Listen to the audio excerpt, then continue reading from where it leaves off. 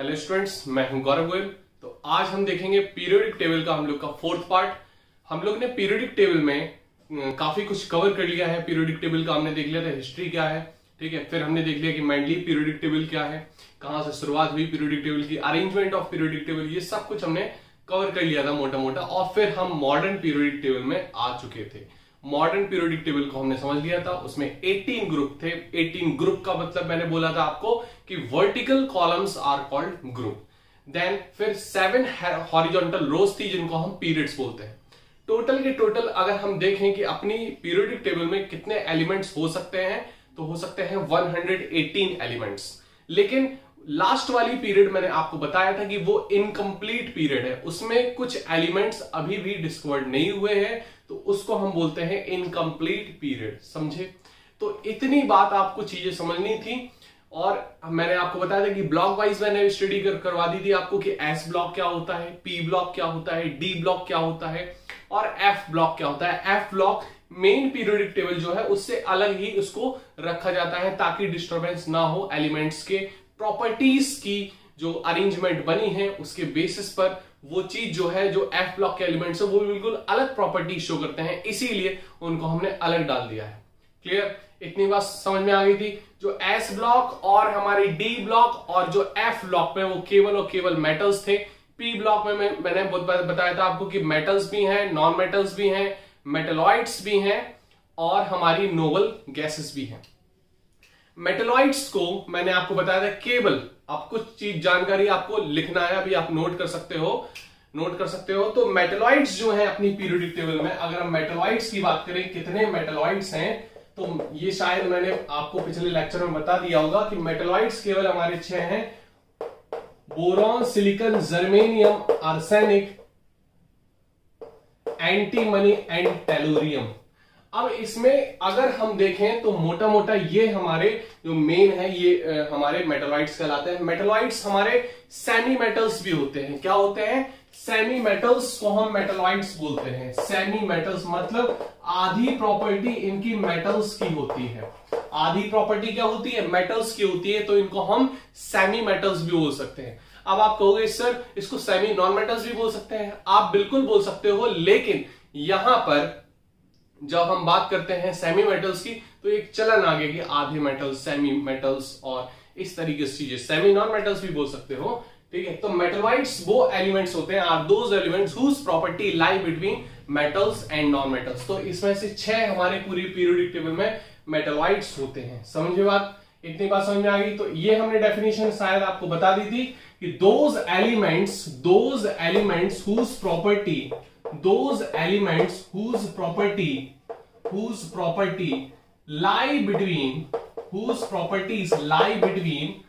lie between metals and non-metals।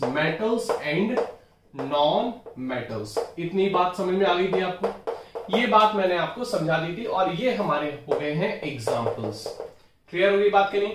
अब कुछ facts हैं हमारे एलिमेंट्स के बेसिस पे कि मेटल्स जो लिक्विड स्टेट में होते हैं, metals that are liquids, metals जो हमारे लिक्विड्स होते हैं वो कौन कौन से हैं? एट रूम टेम्परेचर की बात करें, एट रूम टेम्परेचर, तो मरकरी आपने सुना ही होगा जो थर्मामीटर में होता है, तो वो हमारा लिक्विड स्टेट में होता है, मेटल्स, ठीक है। दूसरा हम गैलियम को भी ले सकते हैं। तो गैलियम को जब हम हाथ में रखते हैं तो अपनी हाथ की एनर्जी को, हाथ की थर्मल एनर्जी को, अपनी बॉडी की थर्मल एनर्जी को वो एब्जॉर्ब करने के बाद वो मेल्ट होने लगता है। तो गैलियम को भी हम बोल सकते हैं it is also liquid at 25 degree Celsius approx room temperature बोल सकते हो। रूम टेम्परेचर अब तो 30 लगभग होने लगा, 32 भी बोलने लगते हैं, ठीक है। तो ये हमारे दो हम बोल सकते हैं कि हमारे ये नॉर्मल टेम्परेचर जो हमारे जनरल टेम्परेचर होता है उस पे ये हमारे लिक्विड स्टेट में होते हैं ये दो मेटल्स। अगर हम बात करें वहीं पर नॉन मेटल्स जो लिक्विड स्टेट में हो, तो एक ही नॉन मेटल है जो लिक्विड स्टेट में होता है, दैट इज ब्रोमीन। तो ब्रोमीन एकमात्र ऐसा नॉन मेटल है जो कि लिक्विड स्टेट में होता है एट रूम टेम्परेचर। इतनी बात समझ में आ गई। अब बात करते हैं नॉन मेटल जो सॉलिड है। नॉन मेटल ये तो लिक्विड हो गया, अब non metal solid non metal. तो सॉलिड नॉन मेटल हमारे कौन से होते हैं? सॉलिड नॉन मेटल में हमारा आ जाता है आयोडीन। क्या आ जाता है? आयोडीन। इतनी बात समझ में आ गई, इतनी बात क्लियर हो गई।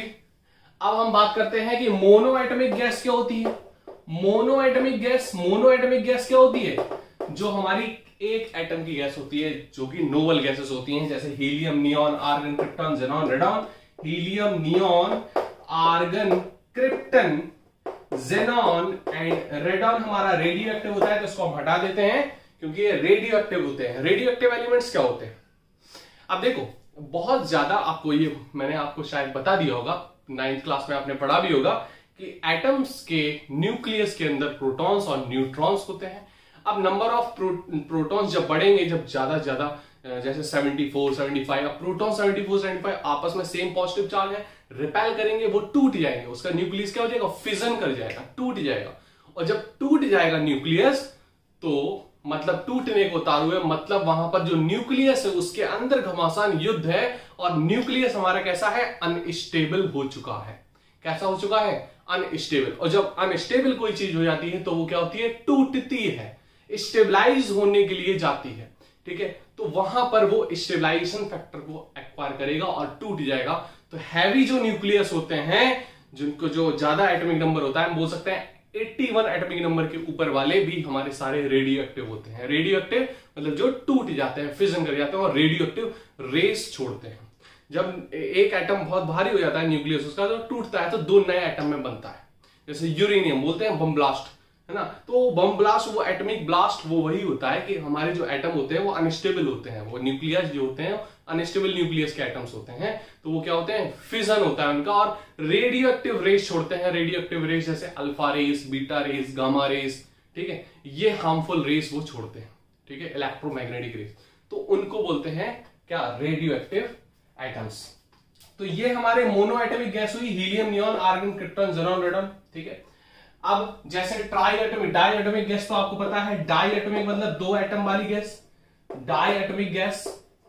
डाई एटॉमिक गैस में हमारी जैसे O2, N2, H2, clear, Cl2, ठीक है, F2, ये हमारी सारी कौन सी गैस है? Di atomic gas. Tri atomic gas में ओजोन हमारी आ जाती है, that is tri atomic gas. Tri atomic gas. इतनी बात समझ में आई कि नहीं आई आपको? क्लियर हो रही बात कि नहीं? ठीक है, तो ये कुछ फैक्टर्स हैं, जो फैक्ट्स हैं, जो छोटे छोटे क्वेश्चंस पूछ सकते हैं, तो इसको फटाफट नोट करो, फिर हम आगे बढ़ते हैं, चीजें आगे की समझते हैं। अब देखो, अब हम चीजें देखते हैं, इसको नोट कर लिया फटाफट, ठीक है। हम क्योंकि प्रॉपर्टीज देखना है हमको, तो प्रॉपर्टीज के बेसिस पे जाते हैं। हमें प्रॉपर्टीज समझनी है कि हमारी जो प्रॉपर्टीज हैं, जनरल ट्रेंड्स हैं, वो किस तरीके से हमारे मॉडर्न पीरियोडिक टेबल में वेरिएशन करते हैं, किस तरीके से फैक्टर्स अफेक्ट करते हैं। जैसे हम बात करें सिंपल, हमने एक पीरियड बनाते हैं, जैसे lithium, beryllium, boron, carbon, nitrogen, oxygen, fluorine, neon. ये कौन सा पीरियड है आपको पता है ना? सेकंड पीरियड है। पहले पीरियड में क्या था? हाइड्रोजन और हीलियम। इतनी बात समझ में आ रही कि नहीं आ रही? तो ये हमारा सेकंड पीरियड है। अब पहले ग्रुप की बात करें, lithium, sodium, potassium, rubidium, caesium and francium. तो एक हमने ग्रुप बना दिया यहां पर और एक पीरियड बना दिया। समझ में आ रही बात कि नहीं? तो इससे ही चीजें हम समझेंगे, इससे ही पूरा ट्रेंड हम समझेंगे, ठीक है, इससे ही पूरा ट्रेंड हम समझेंगे। यहां पर हमने हीलियम रख दिया। क्लियर? इतनी बात समझ में आ गई आपको? ठीक है। अब देखो यहां पर, ये तो हमारे क्या हो गया? पीरियड। ये क्या हो गया? हमारा पीरियड। और ये हमारा क्या हो गया? ग्रुप। ये हमारा क्या हो गया? ग्रुप हो गया। क्लियर? इतनी बात समझ में आ रही कि नहीं आ रही?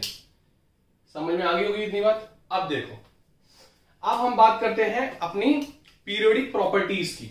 तो हेडिंग डाल लो आप, periodic properties. Periodic properties, periodic properties जैसे हमें कुछ समझनी है, तो सबसे पहले जो मेन पीरियोडिक प्रॉपर्टीज है उसमें आती है हमारी एटॉमिक रेडियाई।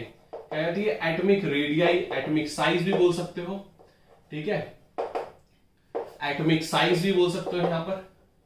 अब एटॉमिक जो रेडियाई है या एटॉमिक साइज है वो पीरियड में किस तरीके से बढ़ता है और ग्रुप में किस तरीके से बढ़ता है।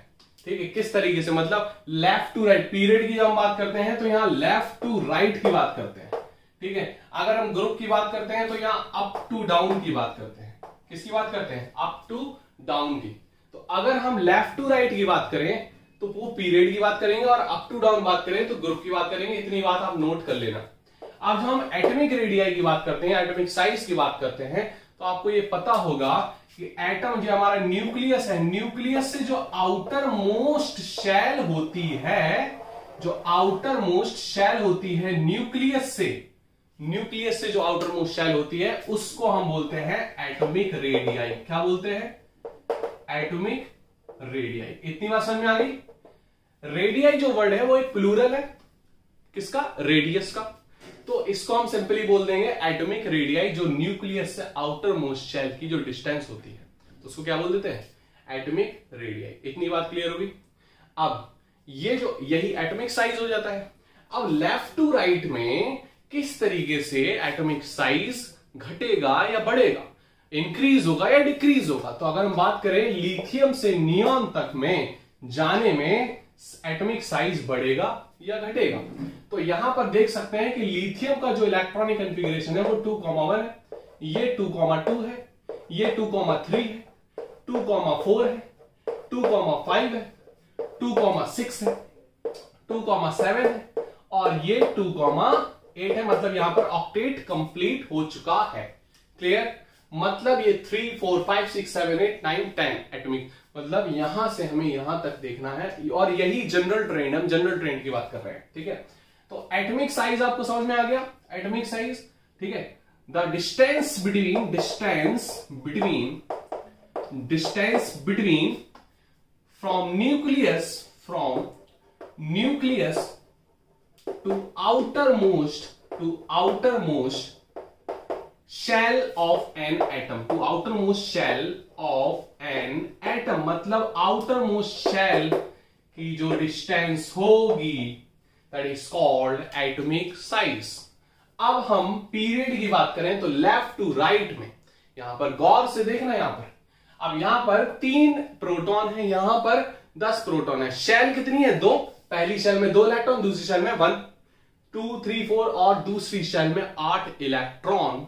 यहां पर 8 इलेक्ट्रॉन मतलब 10 हो गए टोटल इलेक्ट्रॉन। पहली शेल में 2, दूसरी शेल में 8। अगर 10 इलेक्ट्रॉन है तो 10 न्यूक्लियस के अंदर प्रोटॉन भी होंगे कि नहीं होंगे? तो प्रोटॉन न्यूक्लियस में है 10 और आउटर मोस्ट में इलेक्ट्रॉन हो गए, तो ये क्या करेगा? अट्रैक्ट करेगा। जितना ज्यादा नंबर ऑफ प्रोटॉन्स इलेक्ट्रॉन्स होते जाएंगे, यहां अट्रैक्शन बढ़ता जाएगा। अट्रैक्शन अगर बढ़ता गया तो साइज होता जाएगा छोटा। समझ में आ रही बात कि नहीं? क्योंकि प्रोटॉन पॉजिटिव न्यूक्लियस के अंदर, ऊपर बाहर इलेक्ट्रॉन, ये दोनों अपोजिट साइड अट्रैक्ट करेंगे। धीरे धीरे इलेक्ट्रॉन प्रोटॉन बढ़ रहे हैं तो अट्रैक्शन बढ़ रहा है ना? न्यूक्लियर चार्ज बढ़ रहा है। नंबर ऑफ प्रोटॉन्स अगर न्यूक्लियस में बढ़ रहे हैं तो वो न्यूक्लियर चार्ज बढ़ रहा है, वो पकड़ बन रही है, वो इलेक्ट्रॉन्स को और पास खींचेंगे अपनी, क्योंकि न्यूक्लियस मजबूत बन रहा है, क्योंकि नंबर ऑफ प्रोटॉन्स बढ़ रहे हैं। तो जब न्यूक्लियस हमारा मजबूत बन रहा है लेफ्ट टू राइट जाने पर, क्योंकि नंबर ऑफ प्रोटॉन्स बढ़ रहे हैं, इलेक्ट्रॉन्स को वो करेगा अट्रैक्ट। साइज क्या होगा? अट्रैक्ट करेगा, साइज क्या होगा? छोटा। क्या हो जाएगा? छोटा। तो अगर हम पीरियड की बात करें तो लेफ्ट टू राइट में एटॉमिक साइज क्या हो जाएगा? बोलो, एटॉमिक साइज क्या हो जाएगा? डिक्रीज। क्या हो जाएगा? डिक्रीज। समझ में आ रही बात कहीं? क्या हो जाएगा? डिक्रीज। वाई? रीजन भी बताना है आपको। Why? Because nuclear power increases. Nuclear power increases. इतनी बात समझ में आ रही कि नहीं आ रही? ठीक है, तो अब पीरियड में left to right atomic size decreases because nuclear power increases. Clear? अगर हम बात करें यहीं पर ग्रुप की, किसकी बात करें हम? ग्रुप की। अगर हम यहीं पर ग्रुप की बात करें तो ग्रुप में आप क्या बताओगे? देखो, ग्रुप में यहां पर पहला इलेक्ट्रॉन है, ये 2,1 है, ये 2,8,1 है, ये 2,8,8,1 है, मतलब यहां पर शेल बढ़ रही है। पहली शेल, 2 शेल, 3 शेल हो गई, 4 शेल हो गई। नंबर ऑफ शेल्स बढ़ रही है। पहली के शेल, KL, KLMN, है ना, इस तरीके से शेल बढ़ रही है। तो शेल बढ़ती है तो क्या होता है, साइज ऑटोमेटिकली बढ़ेगा। ठीक है, तो ग्रुप की बात करें, अगर तो ग्रुप में क्या होगा, atomic size increases. Atomic size क्या होगा, atomic size increases reason because number of shell, ये because डिटेल पूरा क्लियर लिखना, because number of shell increases, number of shells क्या होंगी, इंक्रीज करेंगी। इतनी बात समझ में आई कि नहीं आई, नंबर ऑफ शेल्स क्या होंगी, इंक्रीज करेंगी। क्लियर होगी बात, तो इसको फटाफट नोट कर लो कि atomic size left to right बढ़ने पर क्या होता है, अप टू डाउन बढ़ने पर क्या होता है, किस तरीके से चेंजमेंट देखना है। तो लेफ्ट टू राइट अगर बढ़ जाते हैं तो नंबर ऑफ प्रोटॉन्स और इलेक्ट्रॉन्स बढ़ते हैं, मतलब न्यूक्लियर चार्ज बढ़ता है, क्योंकि नंबर ऑफ प्रोटॉन्स बढ़ रहे हैं न्यूक्लियस में, तो साइज हो जाएगा छोटा, बिकॉज न्यूक्लियर पावर कॉन्ट्रैक्ट करने की कोशिश करेगा आउटर मोस्ट शेल के इलेक्ट्रॉन्स को। क्लियर, तो साइज होगा छोटा, left to right in a period. अगर हम ग्रुप की बात करें तो ग्रुप में नंबर ऑफ शेल्स बढ़ेंगे तो एटॉमिक साइज हो जाएगा बड़ा। क्लियर हो रही बात की नहीं, तो इसको फटाफट आप नोट कर लो। फिर हम चलते हैं नेक्स्ट प्रॉपर्टी की ओर, जिसका नाम है metallic and non metallic character. तो अब अगर हम मेटेलिक एंड नॉन मेटेलिक दूसरी प्रॉपर्टीज अगर हम देखें, metallic and non metallic character, second metallic and non metallic character या प्रॉपर्टीज, मतलब मेटेलिक प्रॉपर्टीज और नॉन मेटेलिक प्रॉपर्टीज किस तरीके से काम करेंगी। देखो, मेटल्स बेसिकली क्या होते हैं, metals are those elements which always lose electron. अगर इलेक्ट्रॉन कोई एलिमेंट लूज करता है तो इसका मतलब न्यूक्लियर पावर कमजोर है आउटर मोस्ट शेल पे, तभी तो वो आसानी से निकाल रहा है इलेक्ट्रॉन को। अगर न्यूक्लियर पावर मजबूत है इतनी, तो फिर क्या होगा, इलेक्ट्रॉन इजिली नहीं निकल पाएगा। यहां पर वही चीज आ गई कि मेटेलिक प्रॉपर्टी का मतलब क्या है कि वो मेटल्स की तरीके से बिहेव कर रहा है, मतलब जो न्यूक्लियर पावर है वो कम हो रही है। समझ में आ रही बात कि नहीं। अभी हमने न्यूक्लियर पावर एटॉमिक रेडियस में बताया था आपको कि लेफ्ट टू राइट जाने पे न्यूक्लियर पावर तो बढ़ती है, तो न्यूक्लियर पावर बढ़ रही है तो वहां मेटेलिक कैरेक्टर तो कम हो जाएगा ना, क्योंकि न्यूक्लियर पावर बढ़ने से इलेक्ट्रॉन तो लूज नहीं होगा। इतनी बात तो समझ में आ रही होगी, मतलब न्यूक्लियर पावर जब बढ़ गई तो इलेक्ट्रॉन तो लूज नहीं होगा। इतनी बात क्लियर होगी। तो जब हम बात करते हैं मेटेलिक प्रॉपर्टी की, अगर हम ग्रुप देखो मेटेलिक पढ़ लिया तो नॉन मेटेलिक जस्ट उसका उल्टा होगा। तो हम मेटेलिक पे फोकस करते हैं, नॉन मेटेलिक पे आप बिल्कुल ध्यान कसे हुए रहना। अगर मेटेलिक की बात करते हैं तो मेटेलिक प्रॉपर्टी पीरियड की बात करते हैं, तो पीरियड में क्या होता है, पीरियड में left to right in a period metallic character decreases. Metallic character क्या हो जाएगा, डिक्रीज हो जाएगा। मेटेलिक कैरेक्टर डिक्रीजेस बिकॉज ये डिक्रीज का साइन है, लिख लेना डिक्रीज। बिकॉज बोलो तो बिकॉज न्यूक्लियर पावर इंक्रीजेस।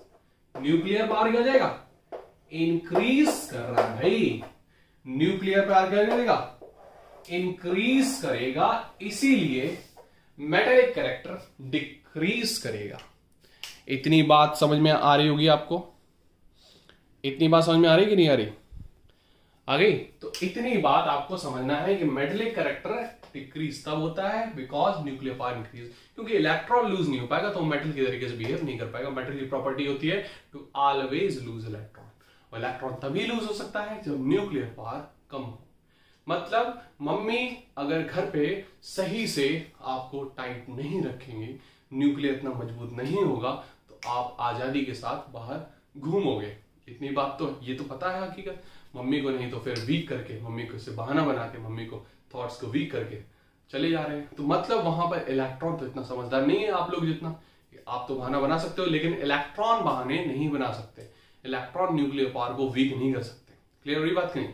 तो यहां पर अगर मेटेलिक कैरेक्टर की बात है तो मेटेलिक कैरेक्टर में बस एक ही चीज याद रखना है कि इलेक्ट्रॉन लूज करने वाली चीज है। तो इलेक्ट्रॉन लूज तभी हो सकता है जब न्यूक्लियर पावर कमजोर हो। न्यूक्लियर पावर अगर बढ़ रही है लेफ्ट टू राइट तो बढ़ती है, मेटलिक कैरेक्टर डिक्रीज होगा। क्लियर हुई बात करें पीरियड की। अगर हम ग्रुप की बात करें, यही चीज अगर हम ग्रुप में देखें तो ग्रुप में तो अप टू डाउन होता है। ग्रुप में क्या होता है? Up to down. तो अप टू डाउन में मेटलिक कैरेक्टर क्या होगा? Up to down metallic character क्या होगा? अप टू डाउन में मेटलिक कैरेक्टर तो क्या हो जाएगा? इंक्रीज हो जाएगा, बिकॉज नंबर ऑफ शेल्स बढ़ रही है। तो नंबर ऑफ शेल्स बढ़ रही है तो न्यूक्लियस का जैसे जैसे शेल्स बढ़ती जाएंगी, डिस्टेंस जो है न्यूक्लियस की आउटर मोस्ट शेल पे वो बढ़ती जाएगी और इलेक्ट्रॉन इजिली रिमूव होगा। इलेक्ट्रॉन क्या होगा? इजिली रिमूव हो सकता है वहां पर। तो यहीं पर ये बता सकते हो कि nuclear power to outermost shell decreases because number of shell increase. तो इधर में हो सकता है metallic character increase. Metallic character क्या हो रहा? इंक्रीज हो रहा because nuclear power to outermost shell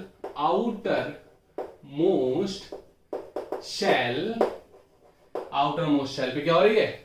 nuclear power outermost shell पे क्या हो रही है? वीक हो रही है। Nuclear power to outermost shell decrease.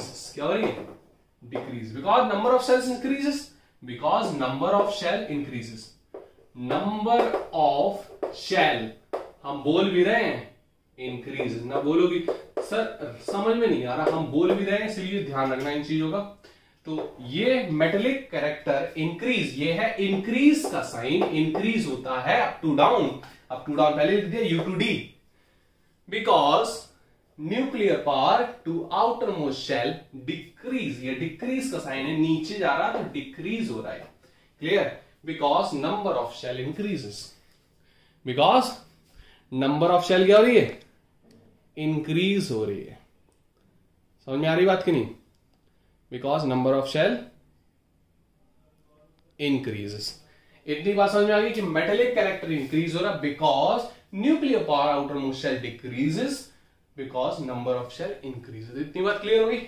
तो इसको हमें समझना था कि metallic and non metallic character किस तरीके से बिहेव करेगा। तो लेफ्ट टू राइट में क्या होगा? Metallic character left to right में क्या होगा? लेफ्ट टू राइट में मेटेलिक कैरेक्टर हो जाएगा decrease because nuclear power increases. और अगर हम बात करें कि अप टू डाउन में क्या होगा तो मेटेलिक कैरेक्टर यहां पर क्या हो जाएगा? इंक्रीज होगा because number of shell increase, so nuclear power to outermost shell decrease. इसको फटाफट नोट करो, फिर हम एक दो क्वेश्चंस को कवर करते हैं, फिर हम देखते हैं nature of oxides and valency. इतनी बात समझ में आ रही होगी आपको? अब देखो, अब देखना एक चीज, अगर हम क्वेश्चंस देखें कि मेटेलिक कैरेक्टर किसका ज्यादा है, हमने दो प्रॉपर्टी यहां पर कवर कर ली, एक तो एटॉमिक रेडियस मतलब एटॉमिक साइज, और हमने कवर कर लिया यहां पर metallic and non metallic. Non metallic just इसका उल्टा हो जाएगा, मतलब मेटेलिक का क्या था? Left to right decrease because nuclear power increase. तो नॉन मेटेलिक क्या होता है? वो तो न्यूक्लियर पावर बढ़ गया मतलब इलेक्ट्रॉन को वो एक्सेप्ट करेगा, है ना? कोई इलेक्ट्रॉन आ गया तो एक्सेप्ट करेगा, वो generally gain electron. Non metals क्या होते हैं? Those elements which generally gain electron. तो अगर न्यूक्लियर पावर ज्यादा है तो इलेक्ट्रॉन को वो एक्सेप्ट करने की वहां पर प्रोबेबिलिटी बढ़ जाती है। क्लियर हुई बात कि नहीं? इतनी बात समझ में आ रही कि नहीं आ रही? ठीक है। फिर तो अगर हम इधर पे क्वेश्चन देखें कि बोरॉन, कार्बन और नाइट्रोजन में यहां पर मेटेलिक कैरेक्टर किसका ज्यादा है, तो मेटेलिक कैरेक्टर किसका ज्यादा है? Left to right metallic character क्या हो जाएगा? कम। सब मेटेलिक कैरेक्टर क्या हो जाएगा?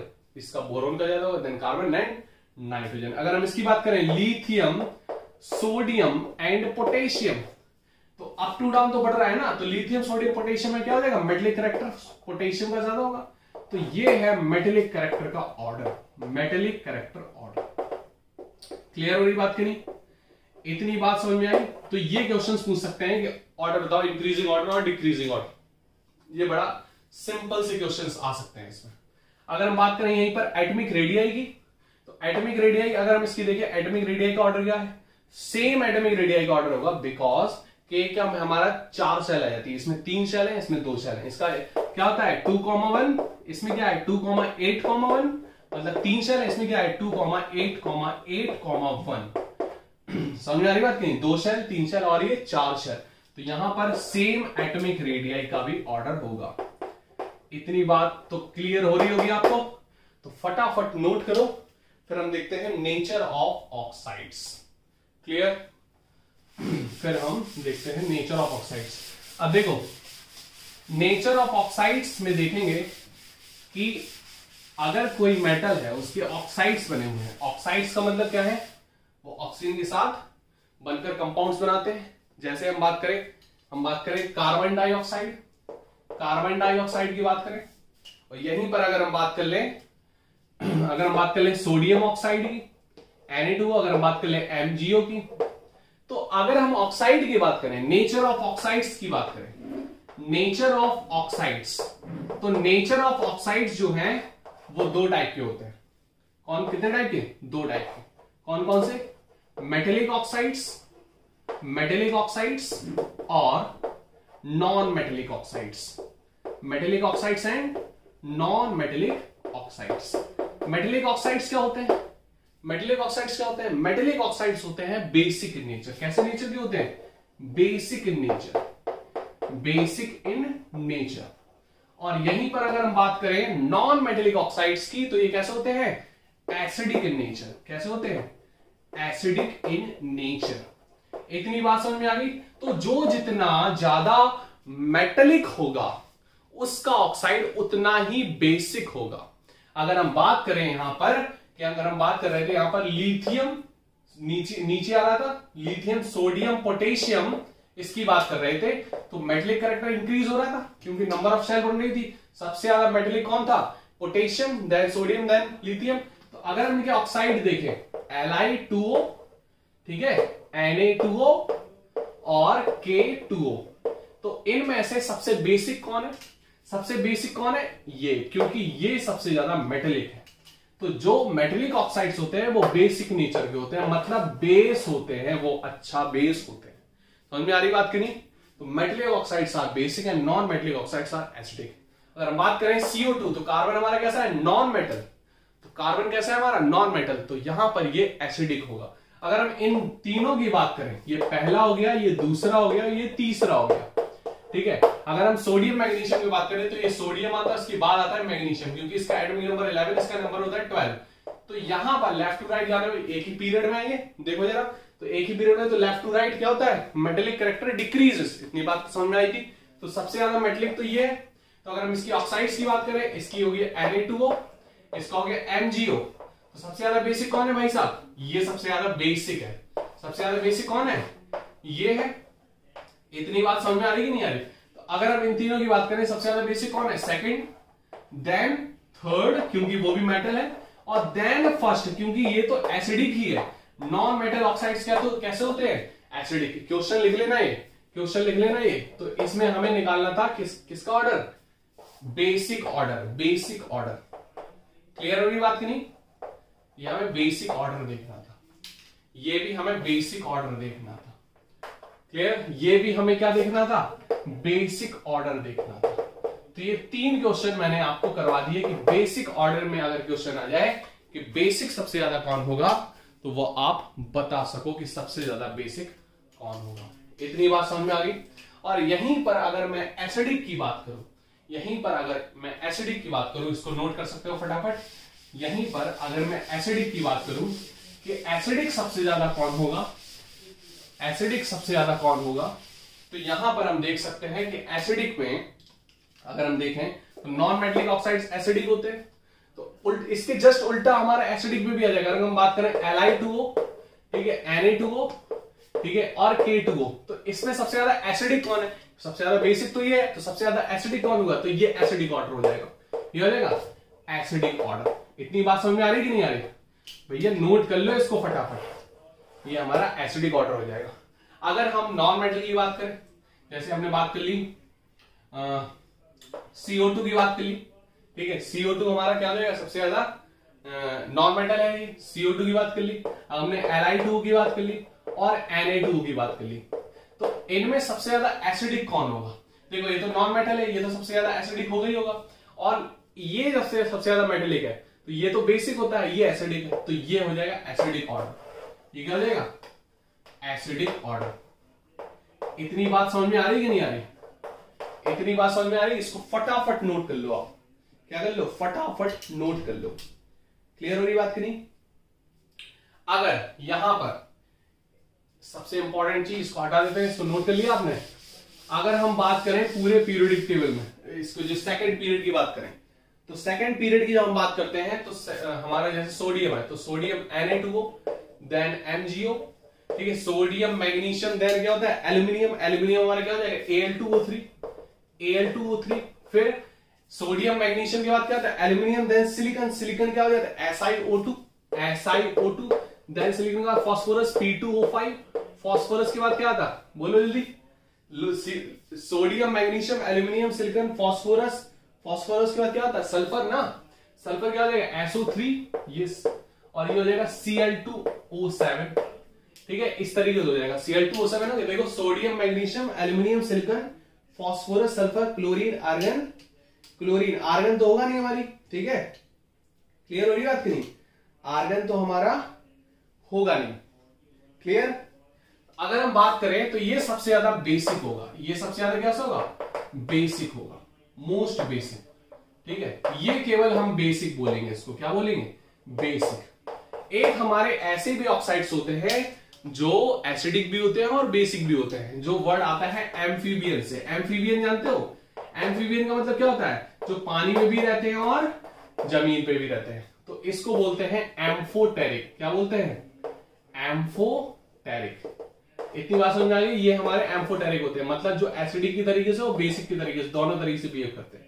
ये हमारा क्या हो जाता है एसिडिक हो जाता, ये हमारा एसिडिक, ये हमारा क्या हो गया अच्छा एसिडिक, क्योंकि ये हमारे बेसिक चल रहे हैं, ये हमारे क्या चल रहे हैं बेसिक, क्लियर, ये हमारे बेसिक चल रहे हैं, तो इसको वीक बेस वीक एसिड बोल सकते हो, ठीक है, इसको एसिडिक बोल सकते हो, ठीक है, इसको स्ट्रॉन्ग एसिड बोल सकते हो, ये स्ट्रॉन्ग एसिड बना देगा, और it is very strong acid, very strong acid, very strong acid, ठीक है, Cl2O7।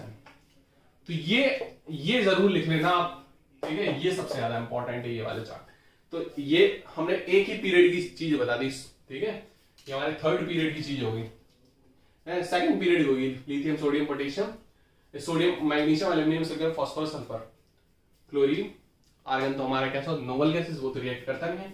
तो इन सब के ऑक्साइड किस तरीके से बिहेव करते हैं, मतलब अगर एक ही पीरियड की बात करें यहां पर, तो एक ही पीरियड में यहां पर क्या हो जाएगा, थर्ड पीरियड की बात है, तो यहां पर क्या हो जाएगा लिथियम सोडियम पोटेशियम, ये हमारा क्या हो गया लिथियम बेरिलियम बोरॉन कार्बन, ये तो सेकंड पीरियड हो गया, ये थर्ड पीरियड हो गया सोडियम मैग्नीशियम। तो यहां पर अगर हम बात करें कि एक ही पीरियड में किस तरीके से बिहेव करता है, तो इसमें एक दो एम्फोटेरिक होते हैं, जो राइट हैंड साइड में चलेंगे मतलब नॉन मेटेलिक ऑक्साइड हो जाएंगे, वो हमारे एसिडिक होते हैं, जो लेफ्ट हैंड साइड में वो हमारे मेटल्स होते हैं, तो उनके ऑक्साइड्स कैसे होते हैं बेसिक होते हैं। इतनी बात समझ में आ रही, तो इसको फटाफट नोट कर लो, आगे हम देखते हैं नेक्स्ट प्रॉपर्टी, ओके।